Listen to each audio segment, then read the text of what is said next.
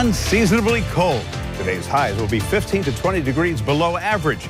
Richard tracks the chill and its impact on the holiday weekend. More arms for shots. Florida's largest expansion of COVID-19 vaccine is just days away. It comes as the country rushes to tackle coronavirus variants. We are lulled into this false sense that this thing can't get to us. The promising news involving one vaccine. Taking the stand. The Minneapolis police chief will testify in Derek Chauvin's trial again today. It comes after Chauvin's former supervisor took the stand. When Mr. Floyd was no longer offering up any resistance to the officers, they could have ended the restraint. The one key witness we will not hear from. And back on the diamond.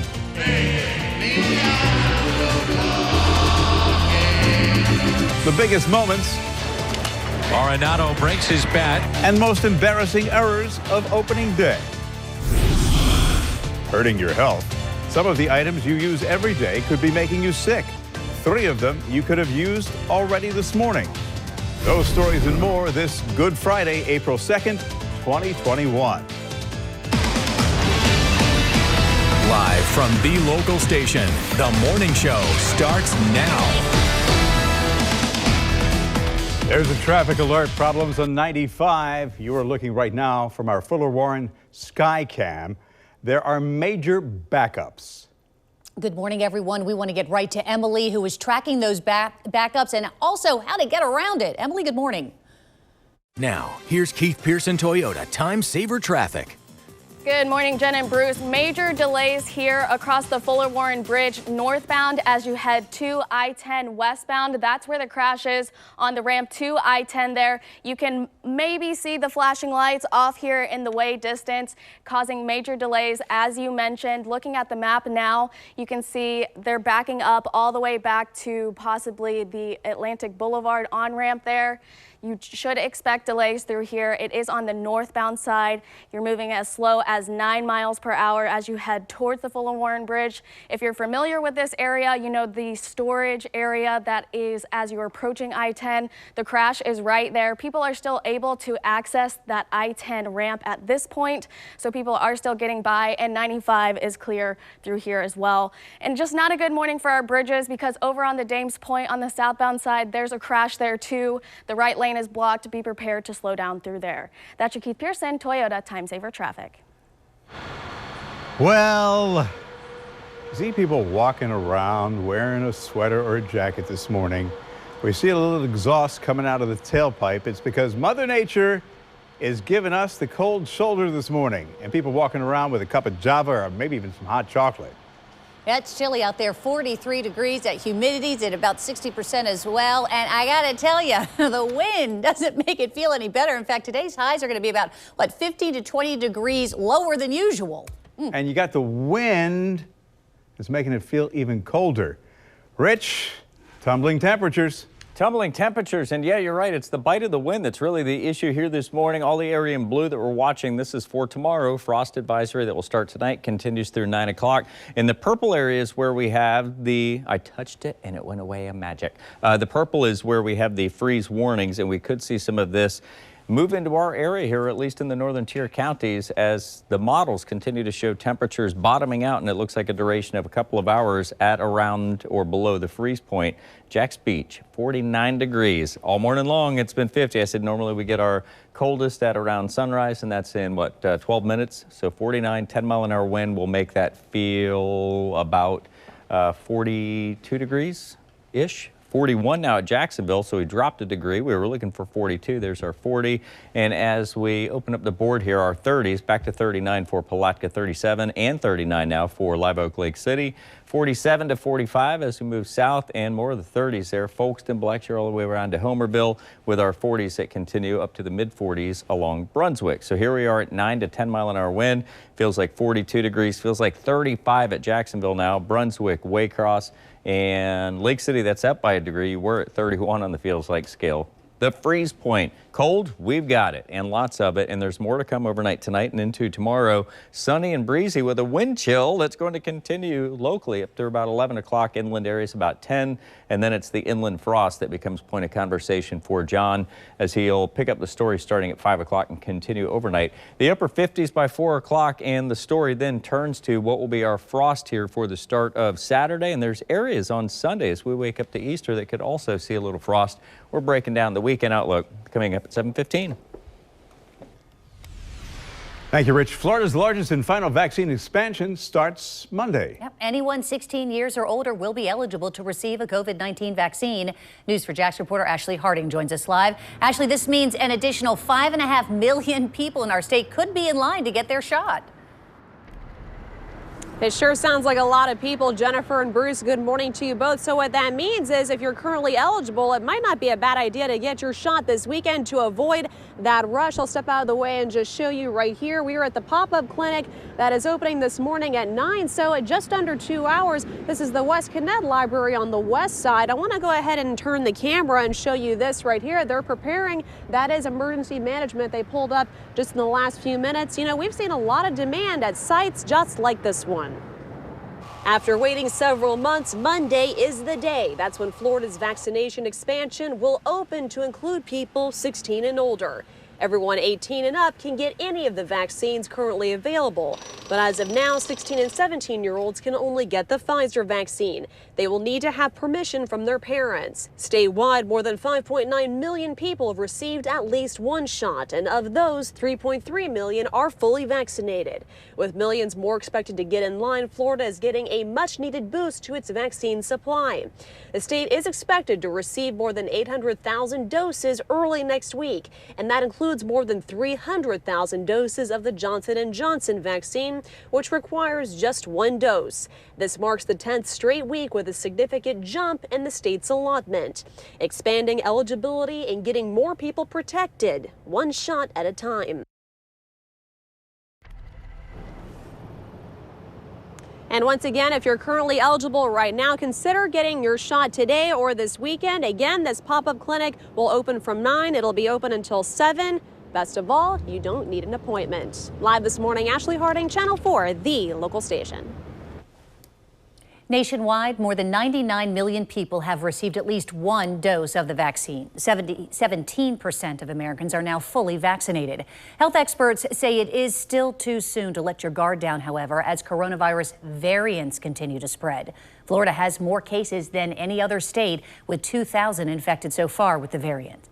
Now, doctors warn the overall number could be even higher than that. And I'm quite worried about the variants. Around the country, COVID-19 cases caused by variants are on the rise, just as health experts have been predicting.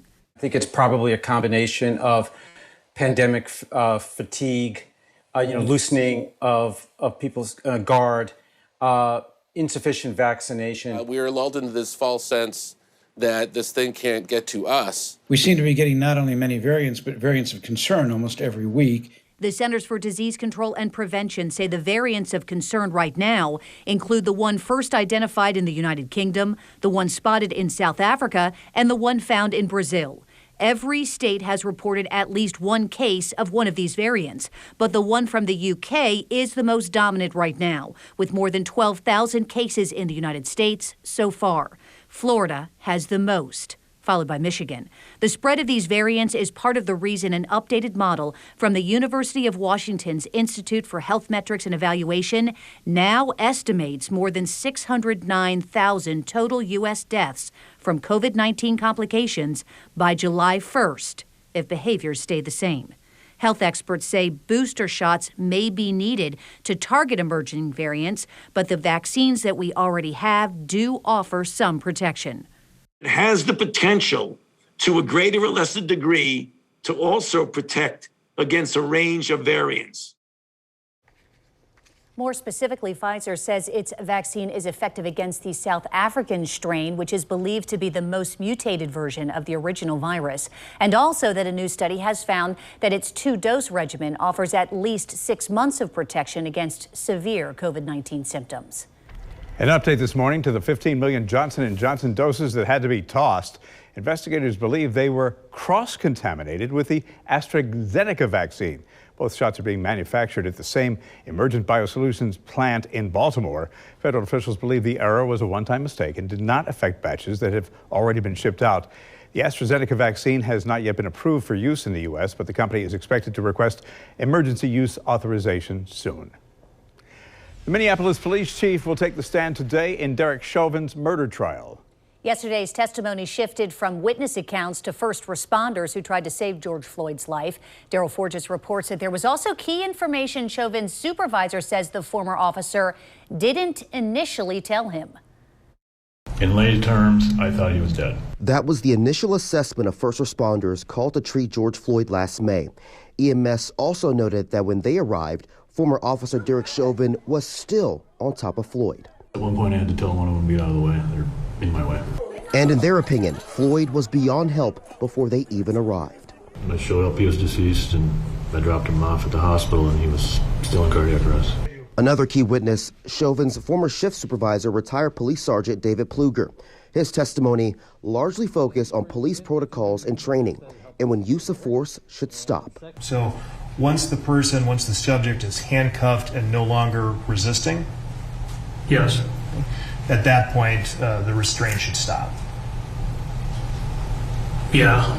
Ploger was the supervisor, the 911 operator who previously testified called when she felt that something wasn't right in the way officers continued to use force against Floyd as she watched the incident on a security camera.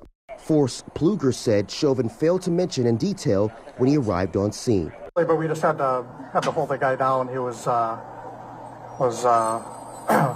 going crazy, wasn't going enough for the moment, wouldn't go in the back. In Minneapolis, I'm Daryl Forges.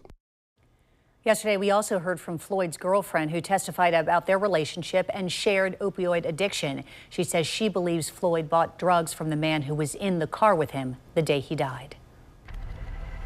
An update on the country's third mass shooting in just over 2 weeks. Investigators say the gunman knew the 4 people he killed at a Southern California office building. One of them was a 9-year-old boy. The suspected shooter is in critical condition after a shootout with police. Still not clear if he was hit by officers or shot himself. Security video shows him carrying a backpack with pepper spray, handcuffs, and ammo in the side.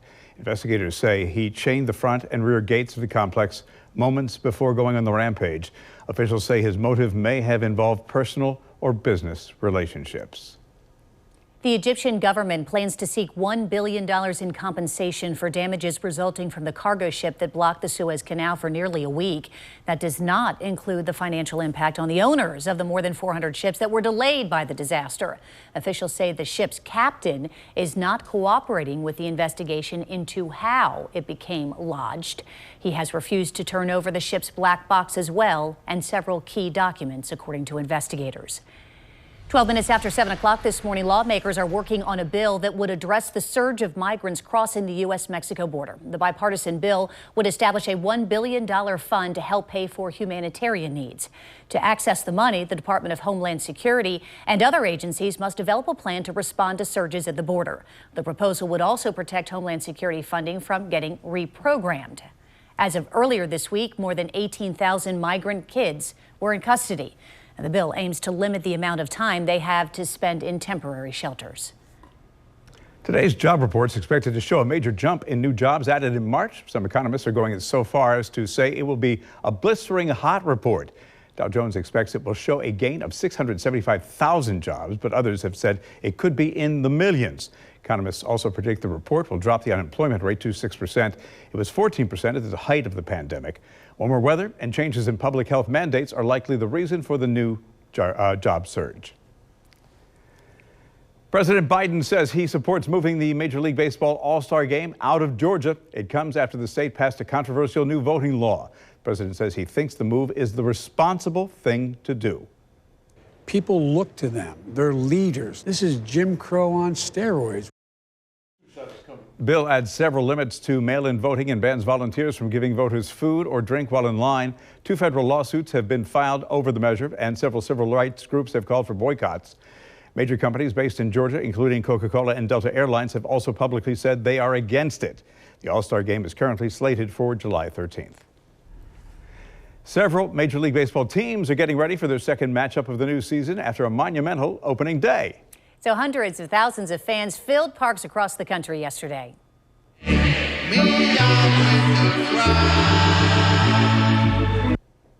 So for most of them, it was their first time attending one in person since 2019, and they were pumped. I can't believe how excited I am. I might cry during the national anthem because I'm so happy to be here. Didn't get a wink of sleep last night, watching Phillies highlights. Oh, love it. Even snow couldn't keep some fans out of the park. At times, it looked like a near blizzard during the Indians-Tigers game. Meantime, a Dodgers player likely wishes fewer people saw his major fluke. Mix-up costs L.A. 1 point. You could say in the game. He drives that one to left center field, carrying well, and it is gone. Tapia got his glove on it, and I think it popped over the fence. Nobody knows what's going on. Yeah, so here's the backstory. Cody Bellinger hit a home run, but Justin Turner thought the Rockies caught it, so he turned back around, headed for first. Since Bellinger ran past him in the process, the umps ruled Turner was out. So, yeah, the confusion was because the ball hit the outfielder's glove and went over the fence. The players were confused, and what a mess. And it wasn't fun and games for all of the teams yesterday. The Mets and Nationals postponed Game 1 because of contact tracing on the Nationals. It's not clear when the matchup will happen. We'll certainly keep you posted. COVID reality. The Weather Authority. Pinpoint precision with ExactTrack 4D. Dissecting storms, exposing dangerous conditions miles above the surface.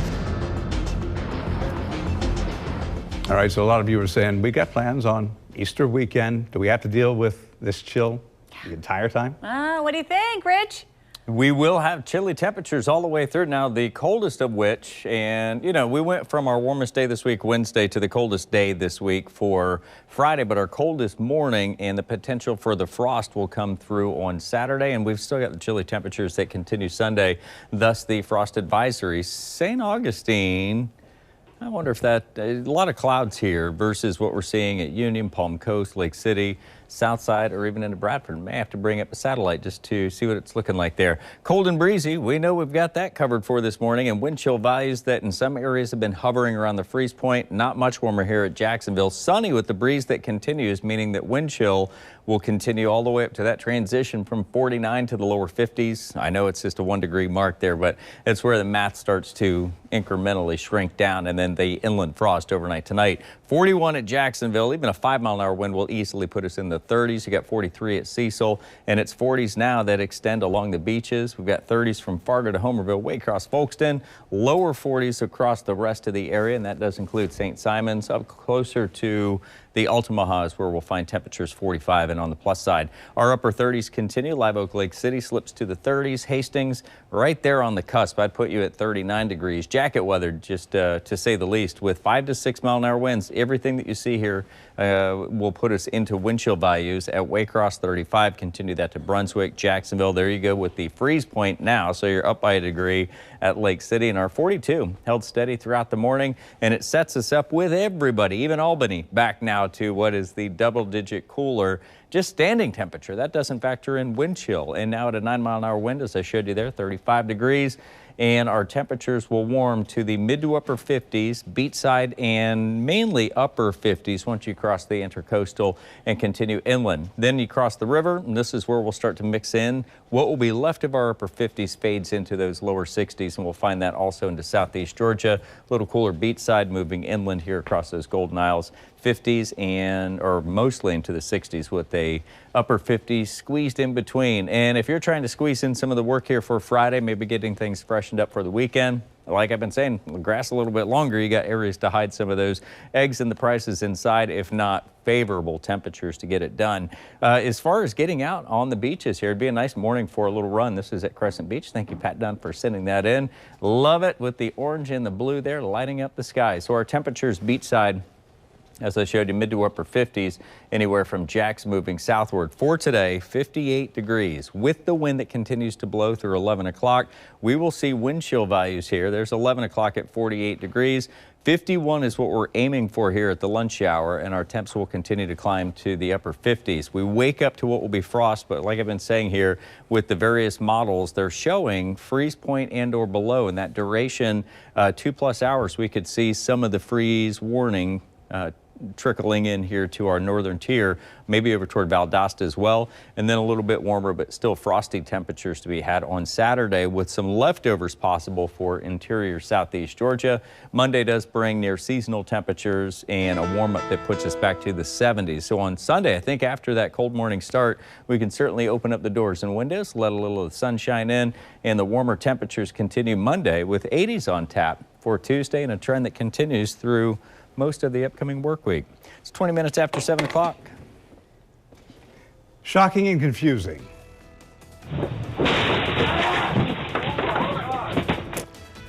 You know what that was? That was a deer. So one teenager describes the moment that deer crashed through his school bus windshield and landed right on him. Gosh, look at him ducking. All right, so what the driver did next, that's coming up. And recognizing the warning signs of child abuse and addressing the stigma among some of those who feel they're not sure if they should report it. What is abuse? Spanking? What is it? We'll find out ahead. But first, some of the items you use every single day could be hurting your health. One of them could be in your coffee right now. Before we go to break, major backups on the Fuller Warren Bridge there on your left. And on the right, on the Dames Point Bridge, right lanes are blocked by crashes. All right, Emily is tracking the incidents on both of those sites affecting your Good Friday morning and commute, making it not such a good Friday. We'll have alternate routes for you and keep you posted here on Channel 4, the local station.